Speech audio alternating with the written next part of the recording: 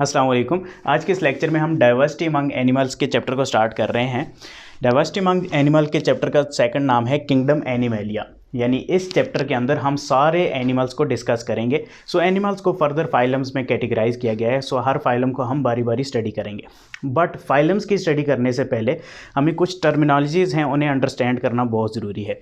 जैसे body layers क्या हैं, बॉडी कैविटीज़ क्या हैं, triploblastic, diploblastic, protostomes, deuterostomes, vertebrates, invertebrates, ये बहुत सारी ऐसी टर्मिनोलॉजीज़ हैं जो स्टूडेंट्स को कंफ्यूज करती हैं। सो इनको हम कुछ लेक्चर्स के अंदर बारी बारी स्टडी करेंगे और फिर हम फाइलम्स की तरफ जाएंगे। हर फाइलम को उसकी करैक्टरिस्टिक्स और जितनी भी खूबियाँ हैं उनके हिसाब से स्टडी करेंगे।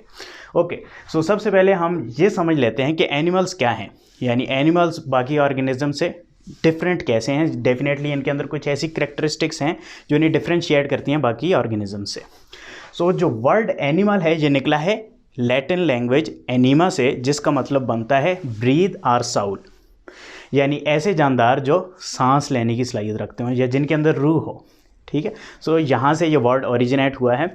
सो हम जनरल करैक्टरिस्टिक्स की तरफ चलते हैं कि एनिमल्स के अंदर क्या क्या खुसूसियात होती हैं।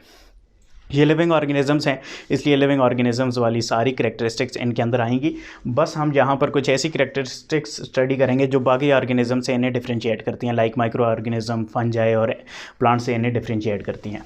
सबसे पहली करैक्टरिस्टिक इनके अंदर क्या है, वो है कि इनका जो सेल है वो क्या होगा, यूकैरियोटिक सेल होगा।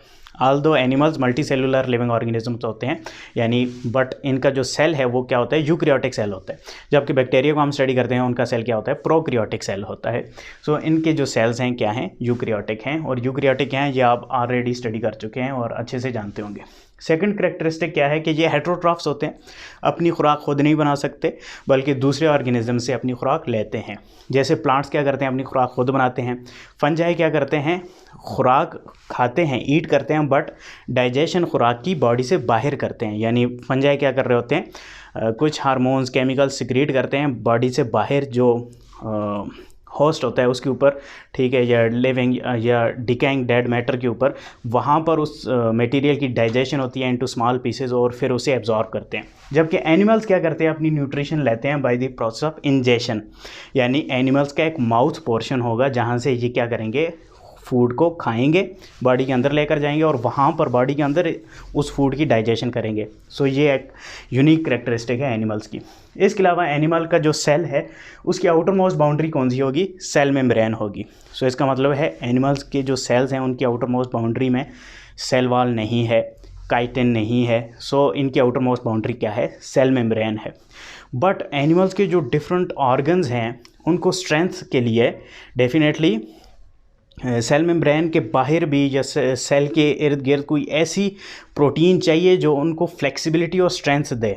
ऑल्दो सेल मेम्ब्रेन भी फ्लेक्सिबिलिटी और स्ट्रेंथ देती है, बट सेल मेम्ब्रेन के बाहर कोलेजन प्रोटीन भी होती है जो एनिमल्स की बॉडी को, स्किन को, ऑर्गन्स को स्ट्रेंथ और फ्लेक्सिबिलिटी प्रोवाइड करती है। सो ये भी एक यूनिक करैक्टर आ गया है एनिमल्स की बॉडी के अंदर।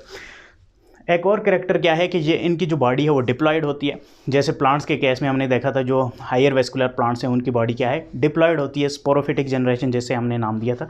सो एनिमल्स की बॉडी भी डिप्लॉयड होती है और ये मल्टी सेलुलर होते हैं, यानी एक से ज़्यादा सेल से मिलकर बने होते हैं, यानी लार्ज ऑर्गेनिजम्स होते हैं ये भी।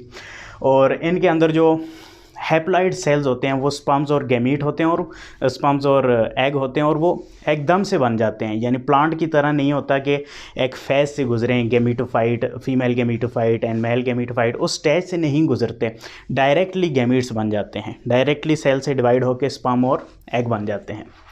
वो हम रिप्रोडक्शन और उन चैप्टर्स में स्टडी करेंगे। इसके अलावा करैक्टर क्या है कि एनिमल्स आप देखते हैं कि मूव कर सकते हैं, मोटाइल होते हैं। ठीक है, मोस्टली एनिमल्स क्या करते हैं, मूव कर सकते हैं। सो इसका मतलब है एनिमल्स के अंदर कोई ऐसा टिश्यू होगा, ऐसे टिश्यूज़ होंगे जो उनको मूवमेंट में हेल्प करते होंगे। डेफिनेटली उन टिश्यूज़ को हम मसल टिश्यू बोलते हैं। सो एनिमल्स की बॉडी के अंदर मसल टिश्यूज़ होते हैं जो उनको मूवमेंट में हेल्प करते हैं। इसके अलावा एनिमल्स के अंदर एक और यूनिक करैक्टर है, वो क्या है, नर्वस टिश्यू।